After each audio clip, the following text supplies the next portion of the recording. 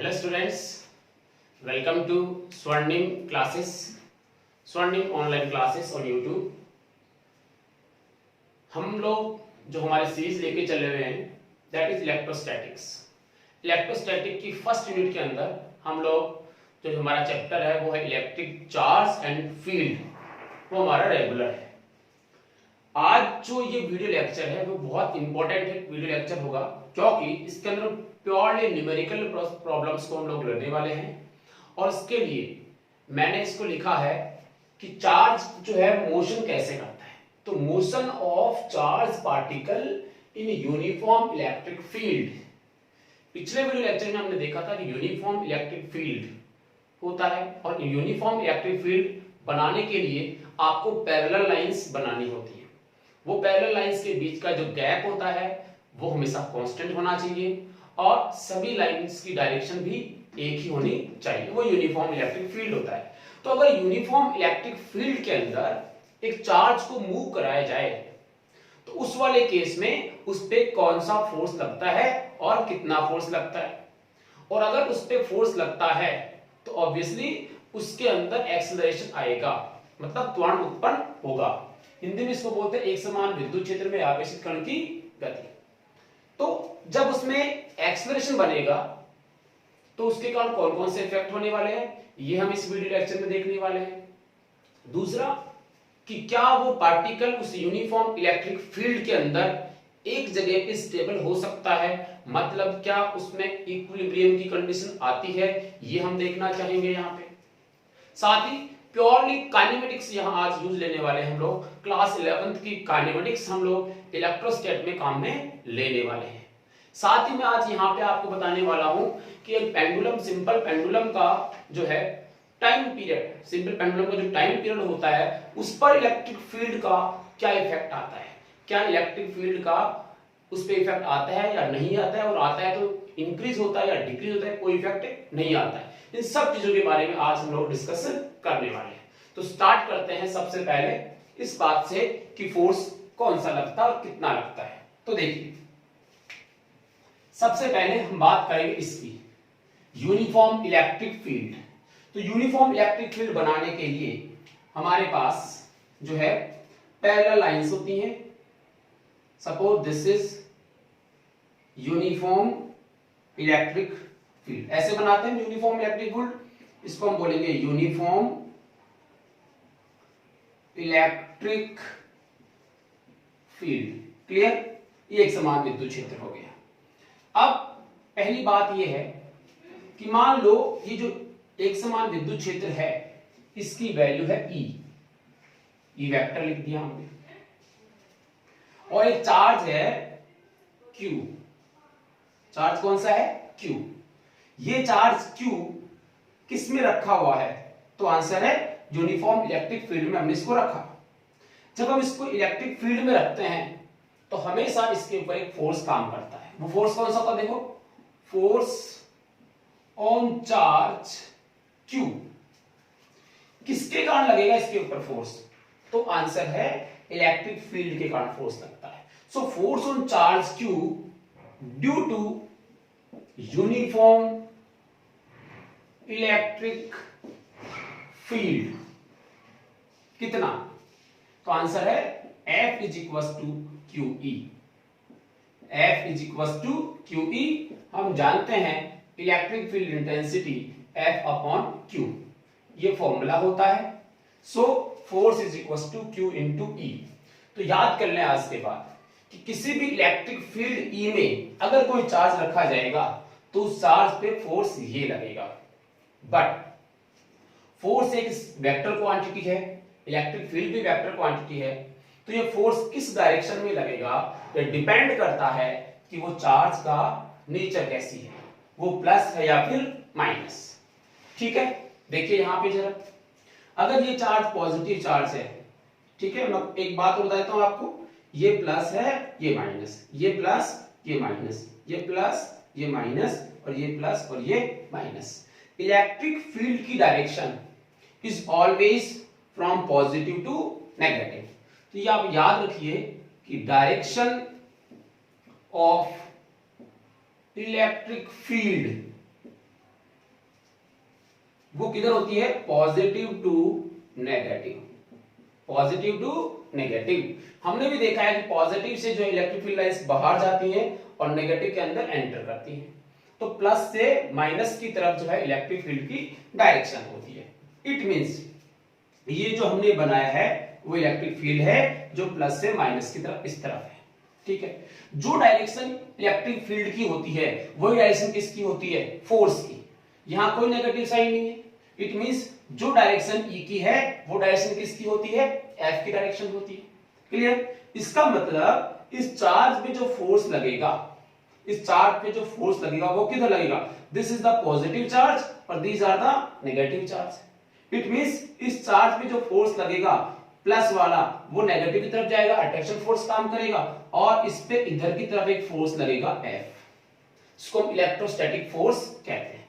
This F is equal to charge this one into electric field वो जिसमें ये रखा गया है। तो इसमें फोर्स का कितना लगा, F is equal to Q E, F is equal to Q E. किस डायरेक्शन में लगा, तो आंसर है जो इलेक्ट्रिक फील्ड की डायरेक्शन है। तो ये लगा किधर, तो हमने लिखा पैरेलल टू द ई, ई के पैरेलली जो है ये फोर्स काम करता है पॉजिटिव चार्ज पे। अगर ये चार्ज हमारे पास कैसा होता, नेगेटिव क्यों, अगर नेगेटिव चार्ज होता तो इस पे फोर्स किधर लगता, नेगेटिव किसकी तरफ अट्रैक्ट होता, पॉजिटिव की तरफ। तो इस पे फोर्स लगता इधर, कितना फोर्स लगता, तो आंसर है F is equal to Q E, क्योंकि E क्या है, कांस्टेंट। हर जगह पे E क्या है, कांस्टेंट है, यूनिफॉर्म बोला गया इसका मतलब कांस्टेंट है। तो F is equal to Q E, ये फोर्स लगेगा। बट वेक्टर नोटिफिकेशन में हम लोग यहां क्या लगाएंगे, माइनस, क्योंकि E को इस तरफ क्या मान रहे हैं, पॉजिटिव, तो इस तरफ क्या मानेंगे, negative. So F is equal to minus Q E. ये मान लो सपोज F1 और ये सपोज F2, ये दोनों फोर्स हो गए। यहां एक चीज आप देख रहे होंगे कि magnitude of F1 is equal to magnitude of F2 in case when magnitude of charge both are same. अगर इन दोनों का मैग्नीट्यूड परिमाण समान है तो फोर्स का मैग्नीट्यूड क्या रहेगा, सेम रहेगा, बट डायरेक्शन देखिए opposite. So this is opposite to the electric field. Clear है, ओके। इतनी बातें हमें समझ में आ गई। अब हम लोग बात करेंगे मोशन की। 11th क्लास में हमने मोशन पढ़ा, मोशन में हमने ये पढ़ाया कि net force on a particular particle is always equal to mass into acceleration. हम क्या जानते हैं, F net is equal to mass into acceleration, mass into acceleration. यहां देखिए इस पे कौन सा फोर्स लग रहा है, तो आंसर है only electrostatic force. In this process केवल इलेक्ट्रोस्टैटिक फोर्स काम कर रहा है। और अगर इलेक्ट्रोस्टैटिक फोर्स काम कर रहा है तो नेट फोर्स कौन सा हुआ, इलेक्ट्रोस्टैटिक फोर्स ही हुआ। अगर इस पे कोई और फोर्स भी काम कर रहा होता तो हम नेट फोर्स को क्या लिखते हैं, F1 electrostatic force plus someone जो भी और फोर्स वगैरह होता उसको हम ऐड करते। बट यहां केवल एक ही फोर्स काम कर रहा है, इसलिए हमारा नेट फोर्स क्या रहेगा, QE के इक्वल रहेगा। मींस ये हुआ, so this net force F net is equal to हमारे पास है F, दिस F, और ये किसके इक्वल होना चाहिए, MA के इक्वल होना चाहिए। यहां से बेनिफिट मिलने वाला है हमें, फोर्स कितना, Q into E, right. This is equal to mass into acceleration. Acceleration भी कौन सा है, नेट एक्सेलरेशन इस पार्टिकल का। जब इस पे फोर्स लगेगा तो ये मूव करेगा तो धीरे धीरे इसकी स्पीड क्या होगी, इंक्रीज होगी। जब इसकी स्पीड इंक्रीज होगी, डायरेक्शन में कोई चेंज नहीं है, तो स्पीड इंक्रीज होगी, इसलिए उसके अंदर क्या प्रोड्यूस होगा, एक्सेलरेशन यानी त्वरण उत्पन्न होगा। ठीक है, वो कितना मान लिया, A। अब देखिए वो A कितना होगा, A is equal to QE upon M। A is equal to QE upon M। Very very important result.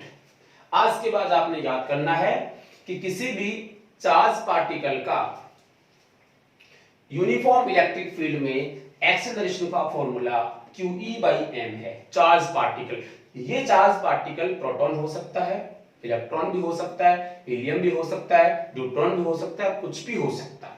उसका केवल हमें चार्ज यहां रखना होता है। जैसे इलेक्ट्रॉन है तो आप यहां क्या रखोगे, इलेक्ट्रॉन, ठीक है। और अगर प्रोटॉन है तब भी उसका चार्ज किसके इक्वल होता है, इलेक्ट्रॉन के इक्वल, फिर यहां इलेक्ट्रॉन के बारे में लिखा जाएगा। तो ये जो है आप देख रहे हैं, this is the acceleration of the charge particle in electric field E। ये क्या है, मास। ये जो पार्टिकल था इसका मास कितना मान लो, m। इसका मास कितना मान लो, m। So this is the mass of the particle which is placed in the uniform electric field. Clear है? तो ये हो जाएगा आपका A नेट, ठीक है, एक्सेलरेशन हो जाएगा ये। ओके, अब दो बातें और देख लेते हैं हम लोग। यहां आप एक चीज नोट कर रहे होंगे, हियर Q इज कांस्टेंट। जो भी चार्ज इसमें रखा जाएगा वो कांस्टेंट वैल्यू है, आपने रख दिया एक बार, उसके बाद उससे कोई मतलब नहीं रहा। E क्या था, यूनिफॉर्म।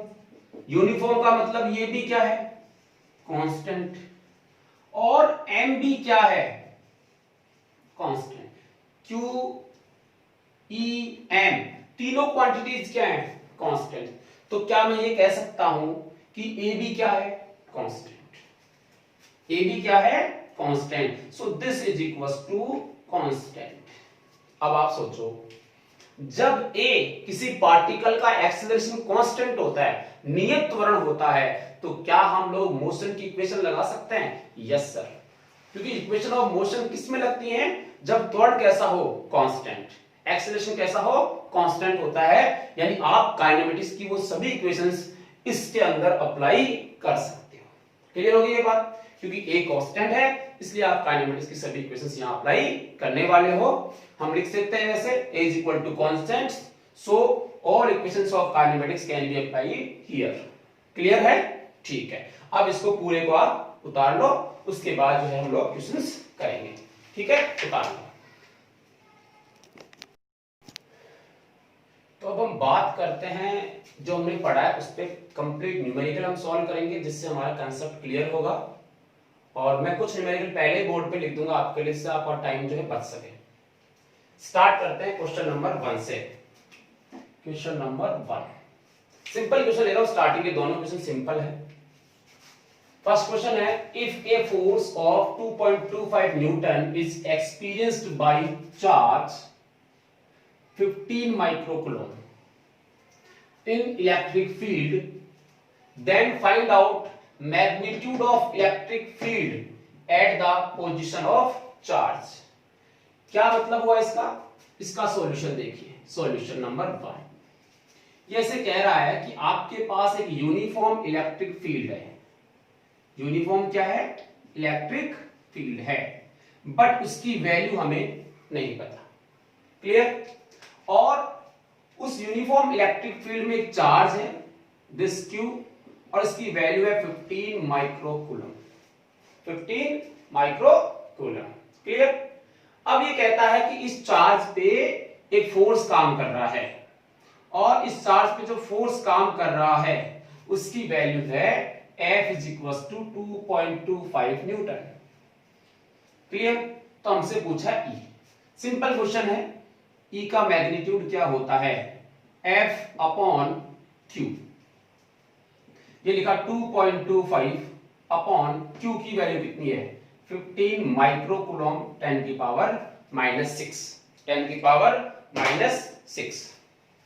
ठीक है, तो ये हो गया 2.25 अपॉन 15 इंटू 10 की पावर -6 आपने लिख दिया, माइक्रोकूलम को कूलम में चेंज कर लिया। कितना आंसर है, 1.5 इंटू 10 की पावर 6। क्या? तो आंसर है न्यूटन पर मीटर, न्यूटन पर मीटर।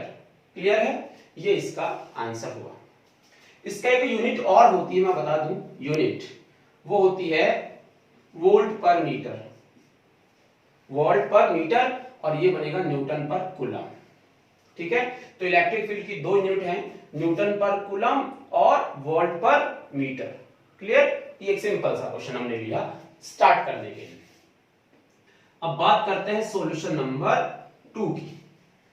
सेकंड क्वेश्चन क्या कहता है, जरा समझना बात को। ए चार्ज पार्टिकल जिस पर चार्ज कितना है q, मास उसका m है, is dropped in a uniform electric field, uniform electric field में उसको ड्रॉप किया गया, छोड़ दिया गया। Find kinetic energy of particle after time t, t time बाद उस पार्टिकल की काइनेटिक एनर्जी बताइए। अब यूनिफॉर्म इलेक्ट्रिक फील्ड बनाने के तरीके अलग अलग हैं हमारे पास। देखिए ये मैंने एक प्लेट ली है, क्या ली है? प्लेट, और इस प्लेट में एक है, मान लेता हूं ये पॉजिटिव प्लेट है, कैसी है? पॉजिटिव, और ये दूसरी प्लेट है और ये कैसी है? नेगेटिव चार्ज है। क्लियर? तो इसका मतलब ये हुआ कि पॉजिटिव टू नेगेटिव एक इलेक्ट्रिक फील्ड इसमें बन गया, ऐसे पूरे में ऐसे एक क्या बन गया? इलेक्ट्रिक फील्ड बन गया है इस तरफ से, ये this is electric field. Clear? ये इलेक्ट्रिक फील्ड बनेगा। ओके, अब इसमें कह क्या रहा है कि हमारे पास एक चार्ज है Q, ये चार्ज है Q, ये चार्ज कितना है? Q है, ये this is charge Q, mass m, Q is dropped in a uniform electric field. यहां से चार्ज को हम क्या करेंगे? ड्रॉप करेंगे। तो t टाइम बाद ये जिस पोजीशन पे होगा उस समय उसकी क्या बतानी है? काइनेटिक एनर्जी बतानी। देखिए जब इसको ड्रॉप करेंगे तो ये कहां जाएगा? नीचे, नेगेटिव है नीचे, और ये किधर जाएगा? नीचे जाएगा। नीचे क्यों जाएगा? तो आंसर है इस पे इलेक्ट्रोस्टैटिक फोर्स काम करेगा, इस पे एक फोर्स काम करेगा F, इलेक्ट्रोस्टैटिक फोर्स काम करने वाला है F। ठीक है, इसके कारण क्या करेगा? नीचे जाएगा। अब अगर हम काइनेटिक एनर्जी की बात करें तो काइनेटिक एनर्जी का फॉर्मूला होता है हाफ mv²। ठीक है, इसने जो पूछा है वो देखिए, find kinetic energy of particle after time t। यहां स्टार्टिंग में t इज इक्वल टू कितना था? 0 सेकेंड। t टाइम मान लेते हैं कि टाइम हो गया t is equal to t और पार्टिकल यहां पहुंच गया। इस कंडीशन में हमसे क्या पूछा है? Kinetic energy. But kinetic energy में हाफ m गिवन है बट v नहीं पता। मतलब t टाइम बाद पहले क्या निकालो? वेलोसिटी। क्या निकालो? वेलोसिटी। तो यहां से जब ये यहां पहुंचेगा तो इसकी वेलोसिटी कितनी होगी? तो आंसर है कि फोर्स के अकॉर्डिंग हमें पता है कि इस पे एक्सेलरेशन आएगा QE/m। अभी मैंने बताया इस पे एक्सेलरेशन कितना आएगा? QE/m। और ये यूनिफॉर्म वगैरह है तो ये कांस्टेंट है। क्या है? ये कांस्टेंट है। और अगर ये कांस्टेंट है तो आप क्या अप्लाई कर सकते हो? इक्वेशन ऑफ मोशन अप्लाई कर सकते हो। क्लियर है? अब आप समझ सकते हो कि ड्रॉप किया गया है, ड्रॉप किया गया मतलब इनिशियल वेलोसिटी क्या है? 0। इनिशियल वेलोसिटी क्या है? 0। So final velocity v is equal to u plus at। In this direction acceleration is QE/m। So v is equals to 0 plus QE/m into t। This is the acceleration। This is the acceleration। Clear है? ये acceleration हो जाएगा। तो ये particle जब नीचे आ रहा होगा उस समय इस पे एक्सेलरेशन कितना आएगा? QE/m into t। क्लियर हो गई बात? चलिए, इतना इसमें एक्सेलरेशन आ गया तो ये एक्सेलरेशन और ये क्या बन गई? Velocity. So kinetic energy is equal to half m into v²। मतलब ये हुआ q² e² upon m square into t²। तो ये आंसर हो गया आपका हाफ m से m कट गया, q² e² upon m into t²। This is the kinetic energy. ठीक है, ये इसकी क्या आ जाएगी? काइनेटिक एनर्जी t टाइम बाद ये आएगी।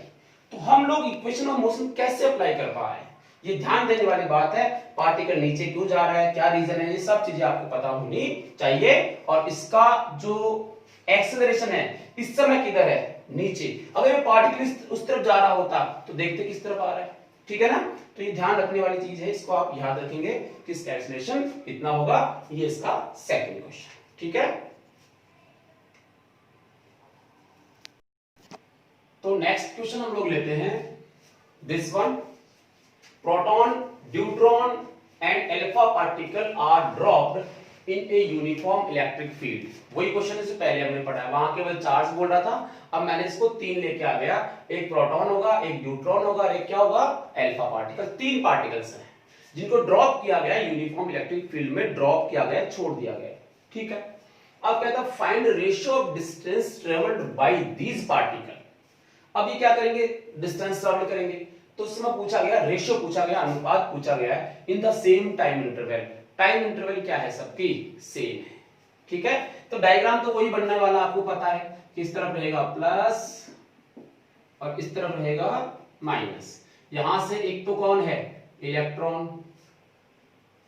ठीक है, इलेक्ट्रॉन क्या, प्रोटॉन। प्रोटॉन जानते हो 1h1, ये लिखता हूं, ये आपका न्यूट्रॉन 1h2, और अल्फा पार्टिकल क्या होता है, helium 2he4, 2he4। Proton, neutron और अल्फा पार्टिकल, इन तीनों को यूनिफॉर्म इलेक्ट्रिक फील्ड में ड्रॉप किया गया है, कुछ ऐसे। अब डिस्टेंस ट्रेवल करेंगे, टाइम सबके लिए क्या माना है, सेम माना है। अब कोई मान लो किसकी स्पीड ज्यादा है, किसकी स्पीड कम है, बट हमें टाइम क्या लेना है, सबके लिए टाइम लेना है, सबके लिए सेम। ठीक है, तो हम लोग लिख लेते हैं ना, मान लेते हैं इनको टाइम कितना लगता है, t। तो t टाइम में डिस्टेंस कितनी ट्रेवल करेंगे, तो आप क्या लिखोगे, डिस्टेंस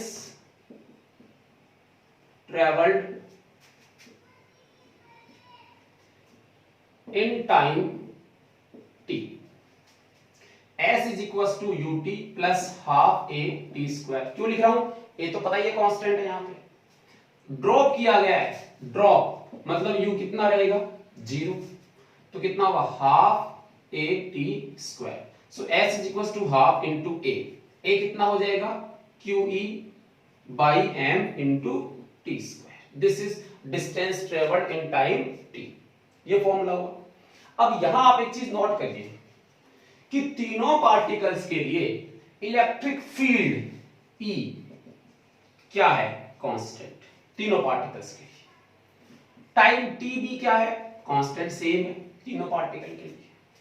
2 पहले से हम समझते हैं क्या होता है, कांस्टेंट है।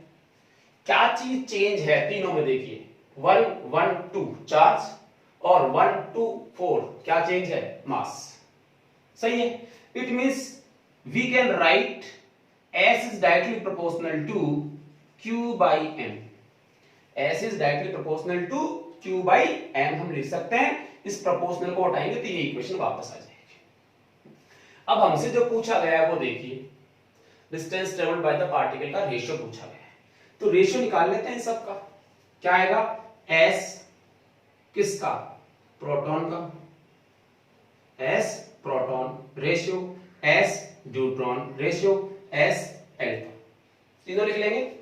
तीनों में S प्रोटॉन के लिए क्या लिखेंगे, Q proton by M proton ratio, Q neutron by M neutron ratio, Q alpha upon M alpha, Q alpha upon M alpha हो जाएगा। ठीक है, अब इनकी वैल्यूज पुट अप कर दो। Q प्रोटॉन कितना है, 1, नीचे भी 1, रेशियो Q न्यूट्रॉन कितना है, 1 अपॉन 2, Q अल्फा कितना है, 2 अपॉन 4, ये आ गया। ठीक है, इससे क्या हो जाएगा, ये कैंसिल हो जाएगा, 2 आ जाएगा, मींस आया 1 रेशियो 1/2 रेशियो 1/2। तो sp ratio sd ratio s alpha ये आ गया, या फिर इसको क्या करें, पूरे को 2 से मल्टीप्लाई कर दें तो कितना आ जाएगा, 2 ratio 1 ratio 1। So this is your answer.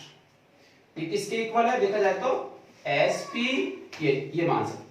ठीक है, इसका आंसर ये हो जाएगा। अच्छा क्वेश्चन है, इसको आप अच्छी तरह से समझें, और अगर कोई डाउट हो तो मुझे कमेंट करें। ओके, नेक्स्ट क्वेश्चन लेते हैं। तो नेक्स्ट क्वेश्चन आपका है, डायग्राम को आप अच्छी तरह से देखें। ये प्लेट है, ये दूसरी प्लेट है, प्लस से माइनस की तरफ एक इलेक्ट्रिक फील्ड बना हुआ है जो कैसा है, यूनिफॉर्म। क्लियर। अब इन दोनों प्लेट के बीच की डिस्टेंस गिवन है d। यहां एक प्रोटॉन है इस प्लेट पे और यहां एक इलेक्ट्रॉन है इस प्लेट पे, दो।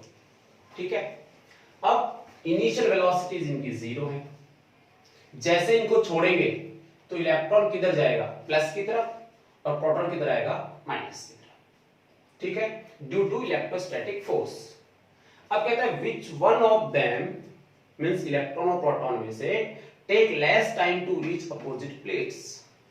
जब ये इलेक्ट्रॉन इस प्लेट पे पहुंचेगा और ये प्रोटॉन इस प्लेट पे पहुंचेगा तो इसमें से कम टाइम किसको लगेगा, कम टाइम किसको लगेगा। ठीक है, ये हमसे पूछा है। क्लियर। तो देखिए जब ये प्रोटॉन यहां पहुंचेगा या फिर इलेक्ट्रॉन यहां पहुंचेगा तो कितने डिस्टेंस ट्रेवल करेगा, तो answer complete D distance travel करेगा। इनिशियली इनकी वेलोसिटी कितनी थी, 0।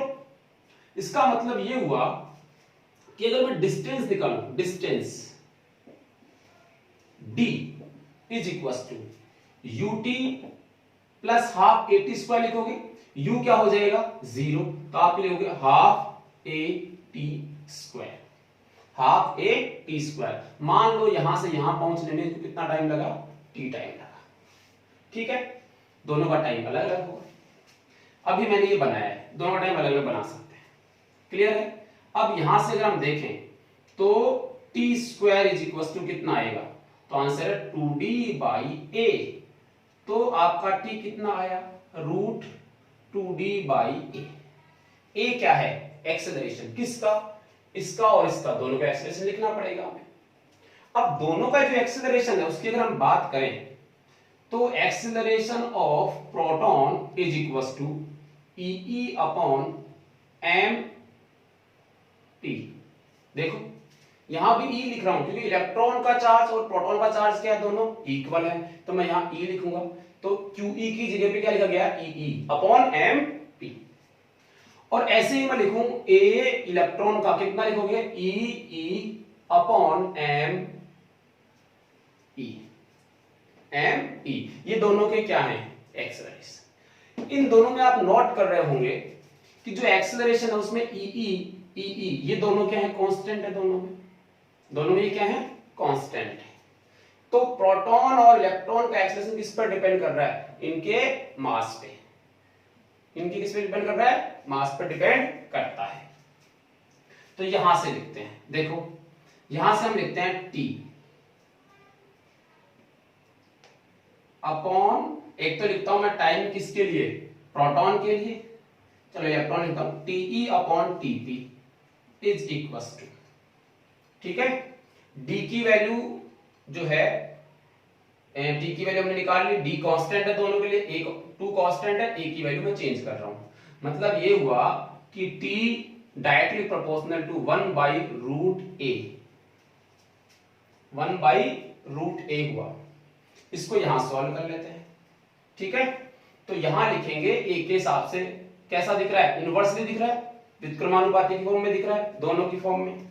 तो यहां आएगा under root ME upon MP, ME upon MP, ये कैंसिल हो जाएंगे अगर हम इनको रेशियो में लेंगे तो।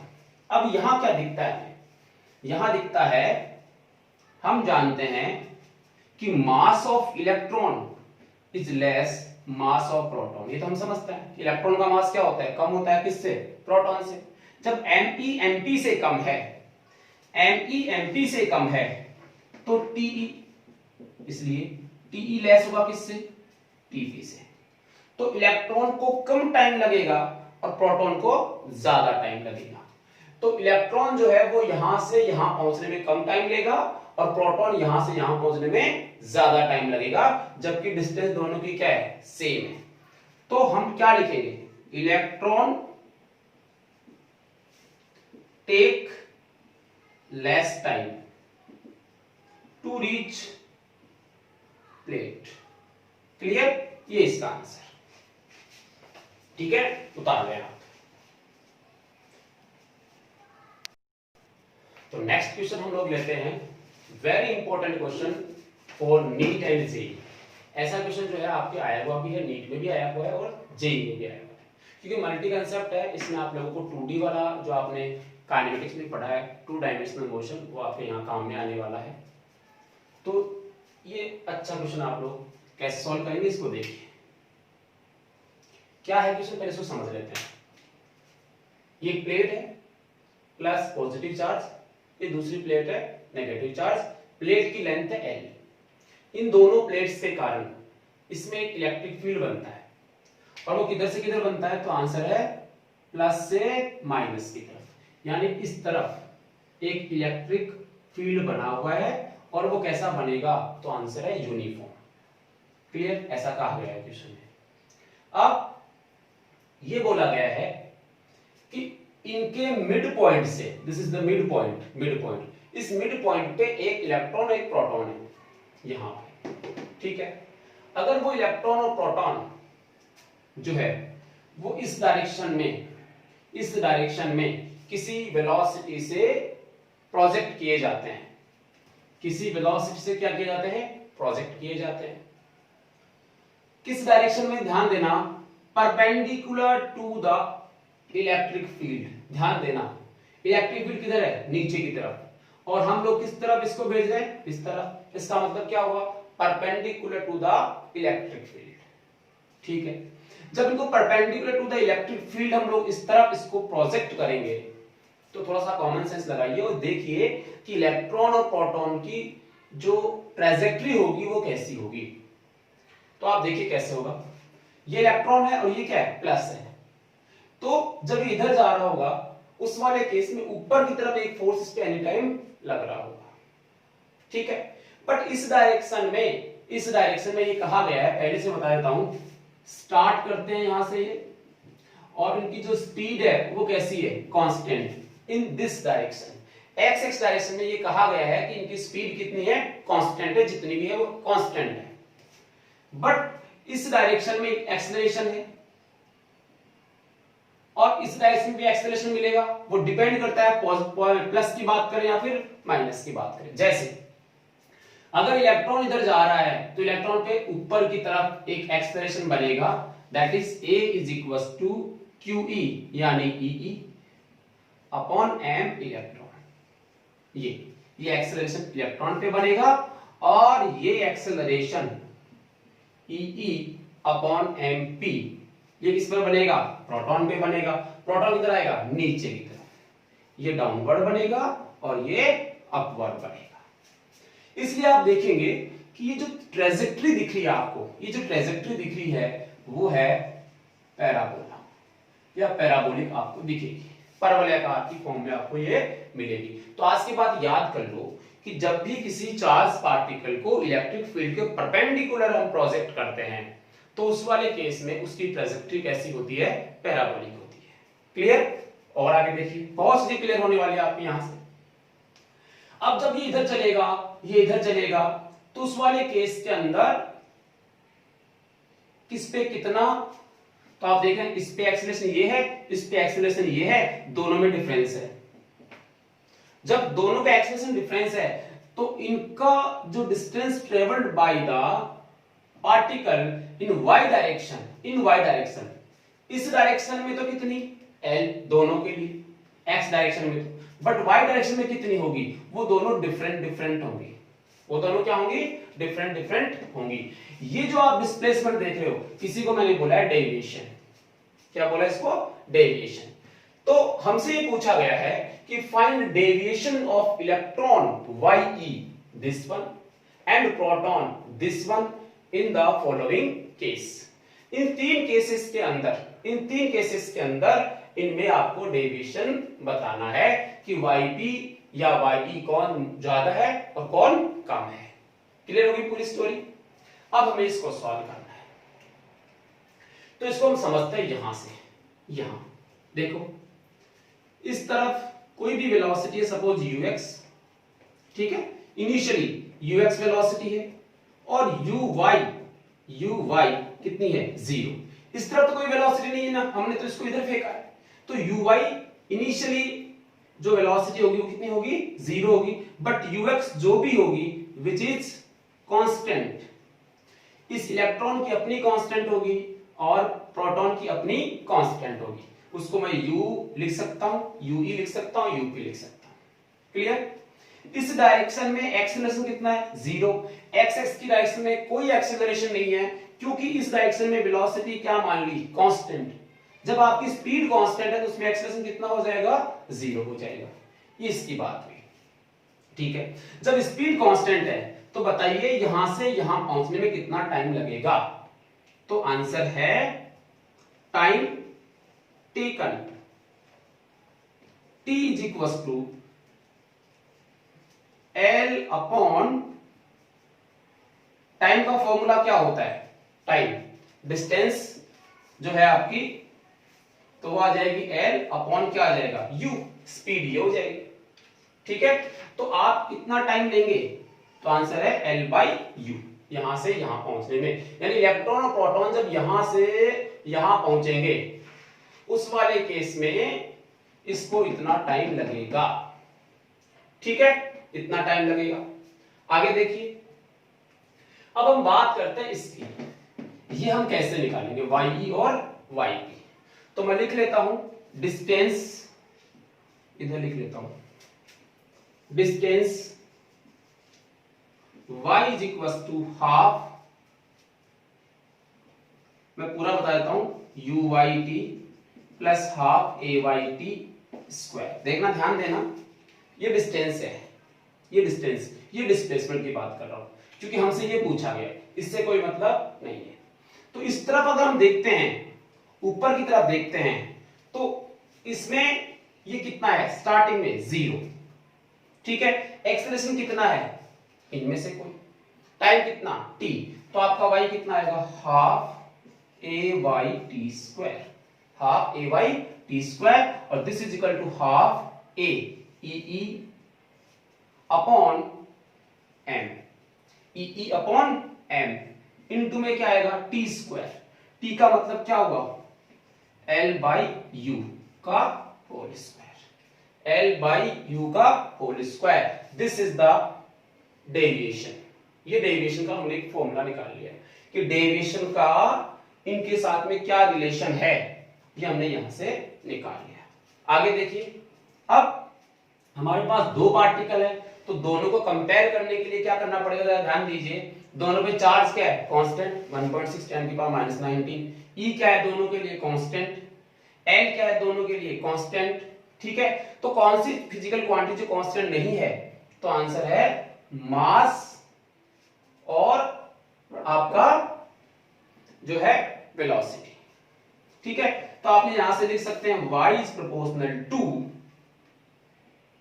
1 upon mu, y is proportional to 1 upon mu। ठीक है, ये आपका y की वैल्यू आ गई, क्लियर है। तो 1/2 EE upon m L by U। ठीक है, तो ये आपका जो है y directly proportional to 1/mu square, ऐसे लिख लोगे इसको। ठीक है, अब हमारे पास एक रिलेशन आ गया जिसके थ्रू हम इन दोनों को कंपेयर कर सकते हैं, क्लियर है। तो देखो, यहां से आप लिख सकते हैं YE upon YP, YE upon YP दोनों के लिए लिख लोगे इसको।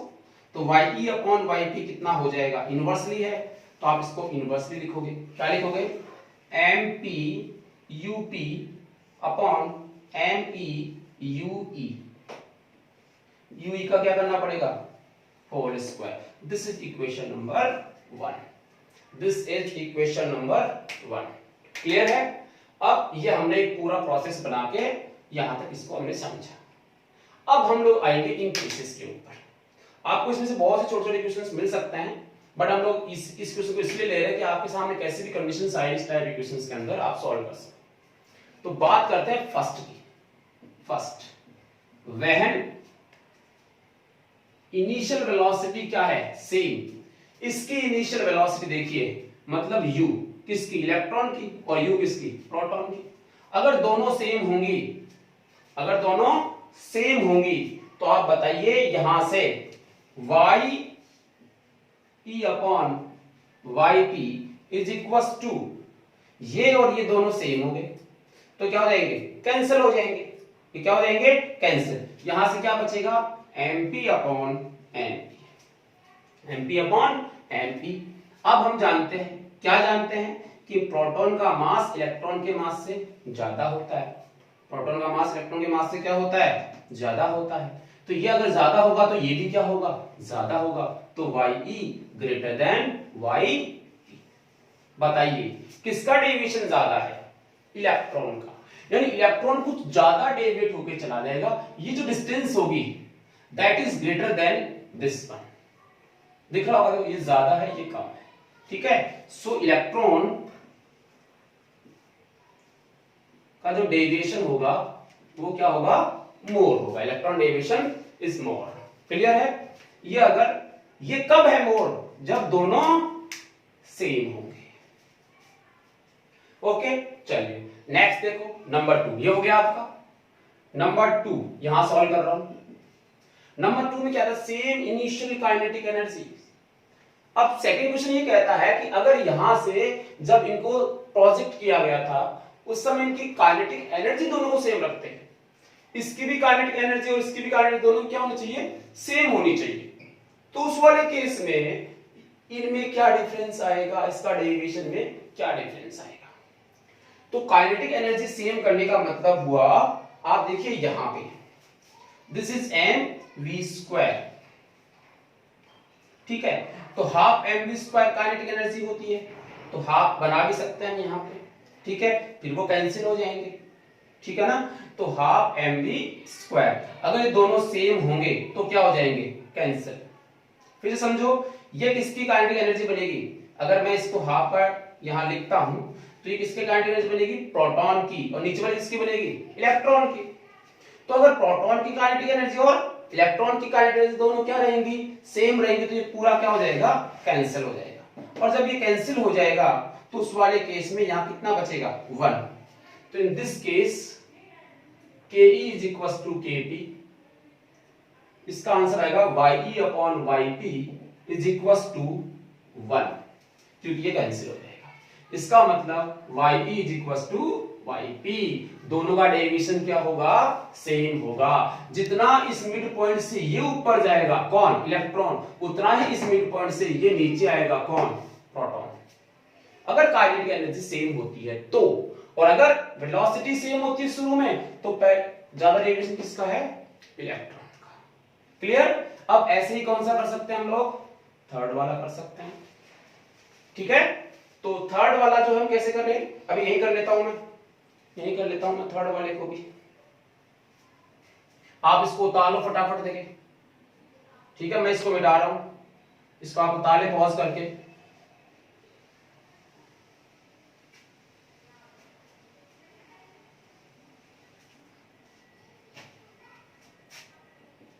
थर्ड वाला देखिए, सेम इनिशियल मोमेंटम, मोमेंटम होता है p, और प्रोटॉन का और इलेक्ट्रॉन का मोमेंटम क्या बोल रहा है, सेम बोल रहा है। अब इस इक्वेशन से मोमेंटम बना लो, कैसे बनेगा जरा देखने, YE/YP is equal to mp, ठीक है। ये लिखा UP² अपॉन ME UE², इसको मैं मल्टीप्लाई कर रहा हूं ME MP upon ME MP, ठीक है। अब देखिए YE/YP is equal to, momentum क्या होता है, m into V, m into V. देखो इसको देखिए, ये MP, ये MP, ये MP क्या हुआ, MP², ये क्या बना, UP²।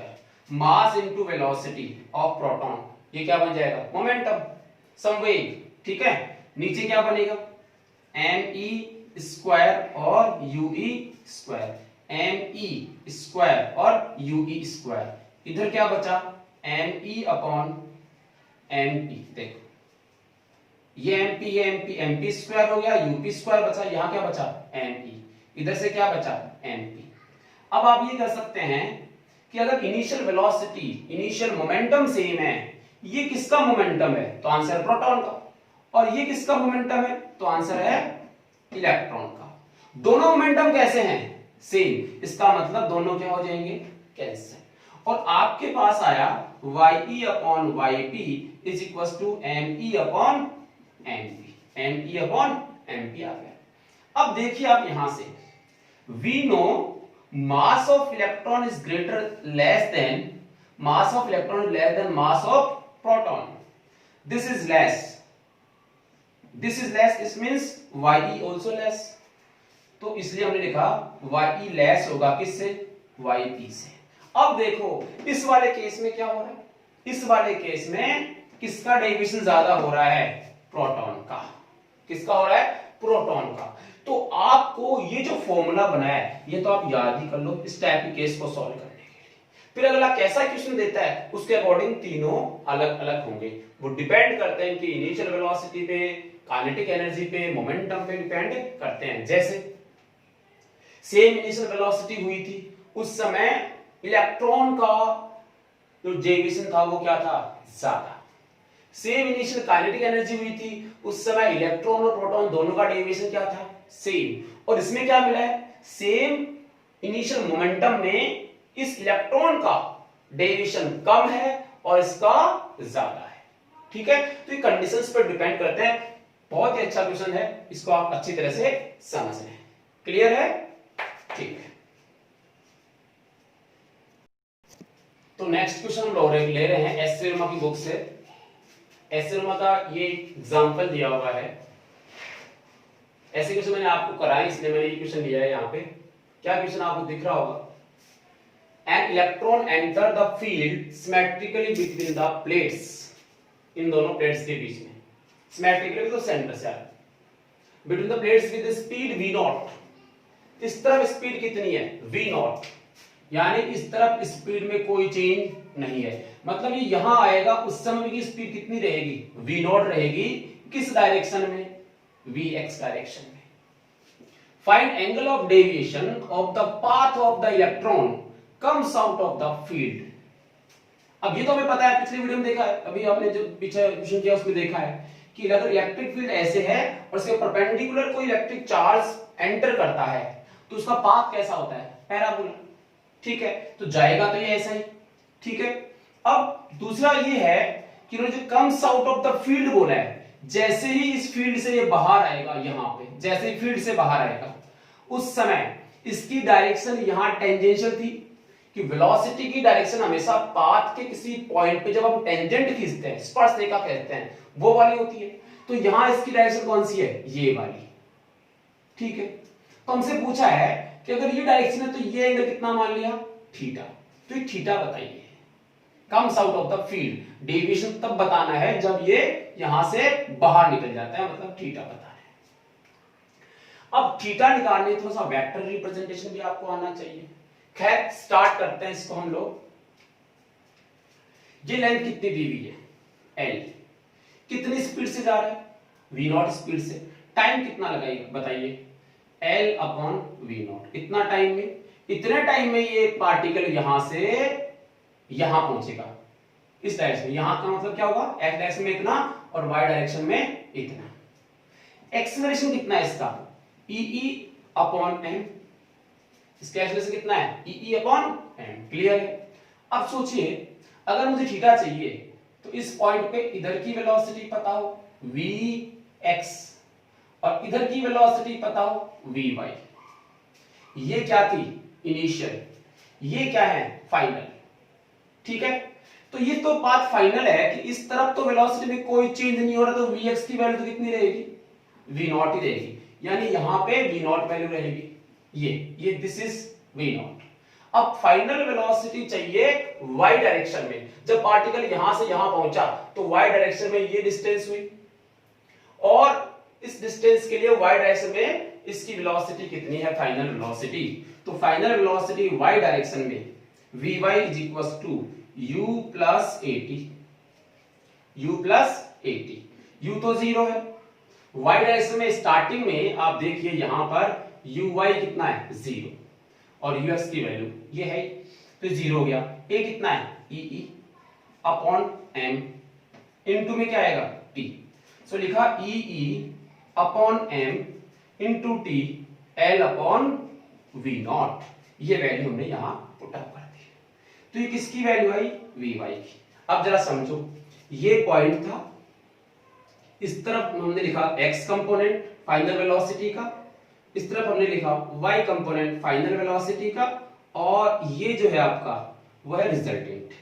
तो रिजल्टेंट निकालने के लिए ये एंगल कितना है, थीटा। दिस इज Vx, तो ये क्या है, Vy। tan थीटा क्या आएगा, Vy by Vx, Vy by Vx, tan theta आ जाएगा। Vy कितना है, E upon m L upon V naught, और Vx कितना है, आंसर है V naught. So this is equal to E L upon m into V naught square. किसके equal आ रहा है, tan थीटा। थीटा कितना आएगा, theta is equal to tan inverse E L upon m into V naught square. This is the answer. ठीक है, तो इतना एंगल होगा। अब इनकी जगह पे कोई न्यूमेरिकल वैल्यू होती तो आप लिख देते, एंगल आपको मिल जाता। ये एससी वर्मा का क्वेश्चन है। क्लियर है, चलिए ठीक है, अगला देखते हैं। तो अब हम बात करते हैं, वो जो जितने भी क्वेश्चंस हमने किए वो मोशन की बात की हमने, पार्टिकल मोशन कर रहा था। अब हम देखना चाहते हैं कि चार्ज पार्टिकल जो है वो इलेक्ट्रिक फील्ड में इक्विलिब्रियम कंडीशन में है या नहीं है। रेस्ट कंडीशन हम देखना चाहेंगे, यहाँ पे इक्विलिब्रियम कंडीशन देखना चाहेंगे। तो ध्यान दें, यहाँ पे सपोज मैं यहाँ पे कुछ केसेस ले रहा हूँ, न्यूमेरिकल सॉल्व करने में आपको काम में आएंगे, कंसेप्ट में क्लैरिटी आएगी। मान लीजिए एक इलेक्ट्रिक फील्ड बना हुआ है यूनिफॉर्म E, बट उस E की वैल्यू नहीं पता, मान लो उस E की वैल्यू नहीं पता। एक पार्टिकल है यहां, इसका मास है m, ठीक है, चार्ज है इस पे कितना, Q, राइट। अब आप देखिए, अगर ये पॉजिटिव चार्ज है तो इस पे फोर्स किधर लगेगा, तो आंसर है इलेक्ट्रिक फील्ड की डायरेक्शन में, यानी इस तरफ इस पे एक फोर्स काम करेगा F, वो हमेशा QE के इक्वल होगा। क्लियर। अब अगर इतना फोर्स लगेगा तो ये कहां जाएगा, ऊपर जाएगा, बट इसमें एक फोर्स नीचे काम करता है, that is mg, that is mg। अब ये नीचे फोर्स काम कर रहा है, ऊपर कौन सा कर रहा है, QE फोर्स काम कर रहा है। ठीक है, जब ये दोनों बराबर होंगे उस वाले केस में ये क्या रहेगा, इक्विलिब्रियम में रहेगा, इक्विलिब्रियम में रहेगा। मतलब हमने लिखा QE is equal to mg, तो E की वैल्यू mg बाई Q किधर मिलेगी, E की वैल्यू किधर, ऊपर, अपवर्ड, अपवर्ड डायरेक्शन। कितना इलेक्ट्रिक फील्ड होना चाहिए, तो एक तो हम इलेक्ट्रिक फील्ड निकाल सकते हैं, तो ये गिवन है, तो इलेक्ट्रिक फील्ड निकाल सकते हैं। सेकंड केस में लेता हूं 2, if in above case magnitude is same and direction is opposite। मतलब इस क्वेश्चन में अगर हम इलेक्ट्रिक फील्ड का मैग्नीट्यूड सेम रखें, किसका, इलेक्ट्रिक फील्ड का मैग्नीट्यूड सेम रखें और डायरेक्शन क्या कर दें, अपोजिट कर दें, तो उस वाले केस में हमसे पूछा है acceleration, find acceleration of the particle. अगर ऐसा होगा तो देखो क्या बनेगा, दिस इज पॉजिटिव और दिस इज नेगेटिव। ये आपका इलेक्ट्रिक फील्ड ऐसा बना नीचे की तरफ E, और इसकी वैल्यू में कोई चेंज नहीं करना है, यानी इस तरफ E बना जिसकी वैल्यू है mg बाई Q। क्लियर, ठीक है। हमसे ये पूछा गया है, तो आप देखो this is m, charge Q, इस पे अब फोर्स कितना लग रहा है, mg तो नीचे लग ही रहा है। अब आप देखिए, अगर ये प्लस है ये माइनस है, तो इस पे ये जो प्लस चार्ज है वो किधर जाएगा, नीचे की तरफ, इस पे एक फोर्स हो लगेगा, that is F is equal to QE। ये भी किधर लगा, नीचे लगा, तो F नेट जो इस पे लगेगा वो कितना होगा, mg plus QE, mg plus QE। इस पे नेट फोर्स नीचे की तरफ लगेगा, लगेगा कि नहीं लगेगा, तो mg प्लस QE हो जाएगा। नेट फोर्स किसके इक्वल होता है, mass into acceleration, mass into acceleration. So this is equal to mg plus Q into E। E की वैल्यू कितनी है, mg upon Q। Is equal to mass into acceleration. So यहां से q से q क्या हो जाएगा, कैंसिल हो जाएगा, m और m भी क्या हो जाएगा, कैंसिल हो जाएगा, यहां बचा g और यहां भी बचा g, this is equals to a। तो a की वैल्यू कितनी हुई, 2g। समझ गए बात को, ऐसे। तो इस वाले केस में a की वैल्यू आ जाएगी 2g के इक्वल, उसमें एक्सेलरेशन इतना होगा और इक्विलिब्रियम की कंडीशन में ये आ जाएगा। ठीक है, ओके। तो ये आपका सेकंड केस। इन दोनों को उतार लो, फिर थर्ड केस में कराता हूं इसका, फटाफट उतार लो इन दोनों को।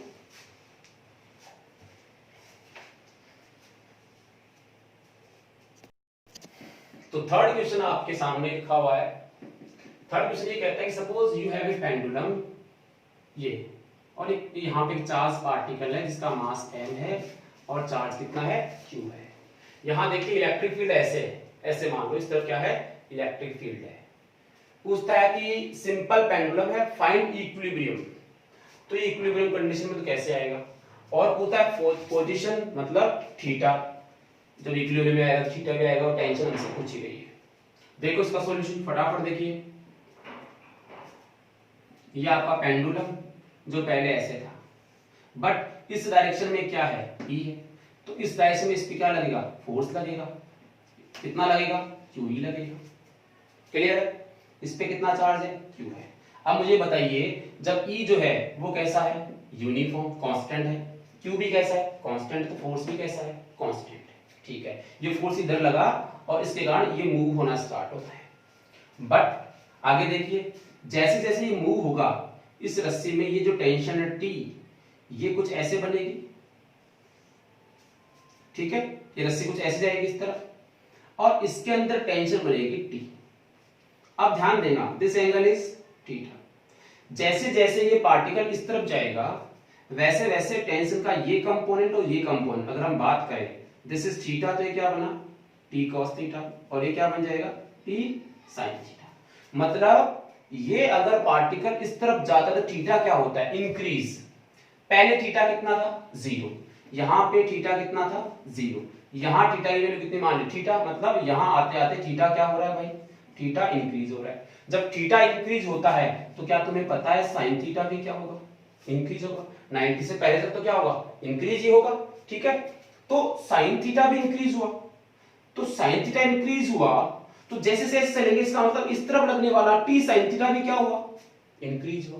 पहले इस तरफ क्या लग रहा था, QE, बट इस तरफ कितना था, 0, क्योंकि थीटा की वैल्यू कितनी थी यहाँ पे, 0, तो T sin 0, तो आंसर टोटल कितना हो गया था, 0। तो उस समय स्टार्टिंग में यहां था, उस समय यहां 0 फोर्स था, कौन सा वाला, T sin थीटा वाला, बट उस समय कितना फोर्स काम कर रहा था, QE काम कर रहा था, जो इस तरफ काम कर रहा था। क्लियर है। अब जैसे जैसे ये इस तरफ जाएगा इस फोर्स के कारण ये इधर जाएगा, बट थीटा इंक्रीज होगा तो इस तरफ का फोर्स धीरे धीरे रेगुलरली इंक्रीज होता जाएगा और एक ऐसी कंडीशन आ जाएगी जहां जाके ये रुक जाएगा। उसी को हम क्या बोलेंगे, इक्विलिब्रियम की कंडीशन। तो फाइंड इक्विलिब्रियम, पोजीशन बता देते हैं। अब पोजीशन बताने मतलब थीटा बताना, वो एंगल बताओ जहां रुक गया ये। ठीक है, इसके लिए क्या करेंगे, नीचे क्या बनेगा, mg, नीचे क्या बन जाएगा भाई, mg बन जाएगा, और इस तरफ क्या बन जाएगा भाई, QE बन जाएगा। क्लियर। अब आपका एंगल आ गया, देखो क्या आएगा, T sin theta, T sin theta is equal to क्या आ रहा है, QE। बैलेंस होगी condition, summation of EX is equal to 0 कर दो, क्या इधर का फोर्स 0 कर दो। इधर की बात करो तो क्या लिखोगे, T cos theta is equal to क्या आ जाएगा, mg। इसका इसमें डिवाइड कर दो, 1 और 2 डिवाइड करेंगे तो क्या आ जाएगा भाई, tan थीटा। ये कितना आ जाएगा, QE अपॉन mg, थीटा कितना आया, tan inverse QE by mg। This is the equilibrium position of this pendulum.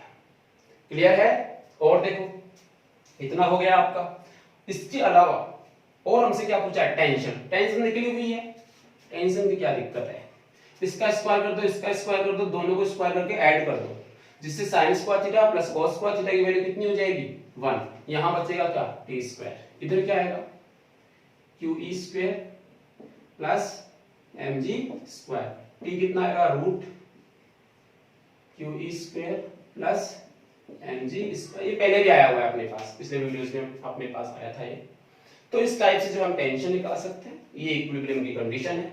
Meaning क्या हुआ ये हमने इसको समझा। ओके, चलिए उतार।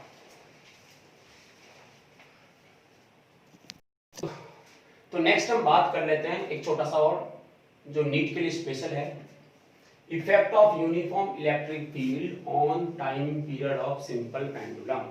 सरल लोलक का जो आवर्तकाल है उस पर इलेक्ट्रिक फील्ड का क्या डिफरेंस जो है इफेक्ट आता है। पहले तो आप ये देखिए कि time period of simple pendulum कितना होता है, t is equal to 2 pi root L upon G।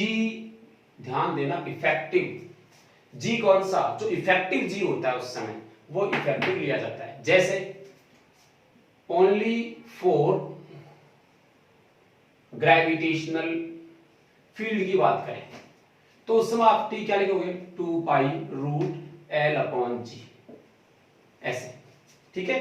अगर यही एक्सीलरेशन है तो केवल G लेना है, और दूसरा कोई एक्सीलरेशन है तो फिर नेट लेना है, इफेक्टिव G लेना है।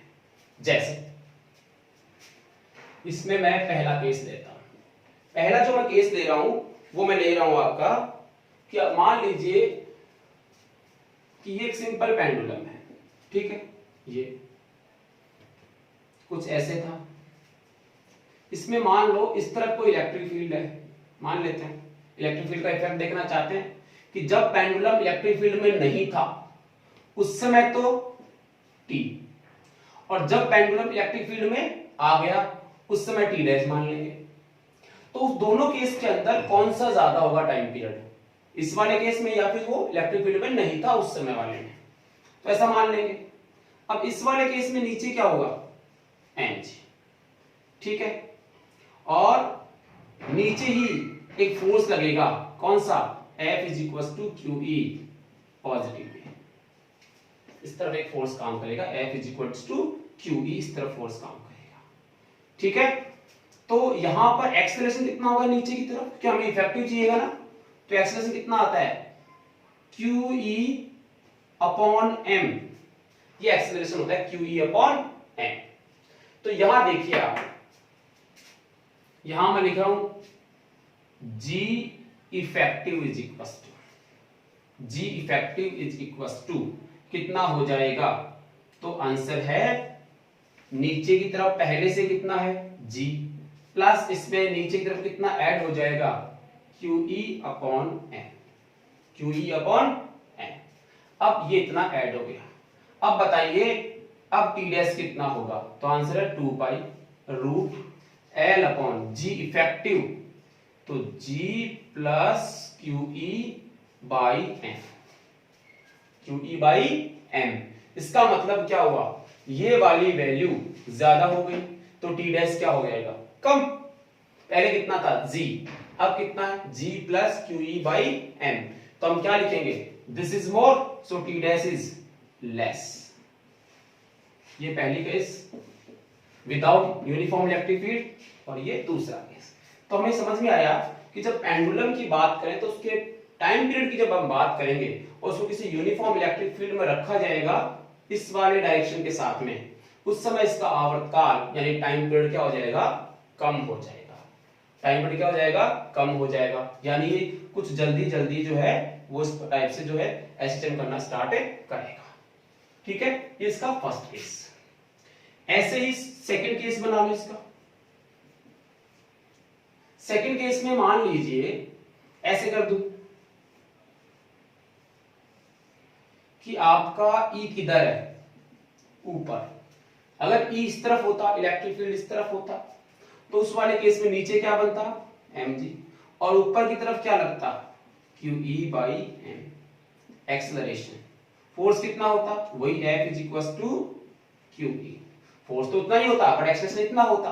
जब एक्सेलरेशन इतना होता तो T डबल डैश बोल रहा हूं, this is equal to 2 pi root L upon G, नीचे की तरफ माइनस ऊपर की तरफ कितना है, QE अपॉन m। अब देखो ये वाली वैल्यू इस G से क्या है, कम, तो T डैश क्या होगा, ज्यादा, तो यहां T double dash greater than T होगा। तो इस वाले केस में इसका टाइम पीरियड इंक्रीज हो जाता है, जबकि इस वाले केस में इसका टाइम पीरियड डिक्रीज हो जाता है। क्लियर है? तो इस टाइप से जो है हम लोग ये चीजें भी इसमें काम में ले सकते हैं। तो ये था आपका आज का वीडियो लेक्चर। आई होप ये आपको पसंद आया होगा। अगर आपने को सही लगा और अगर आपको लगता है कि इससे मुझे कुछ बेनिफिट हुआ है तो इसको लाइक, शेयर और सब्सक्राइब जरूर करें। Thank you.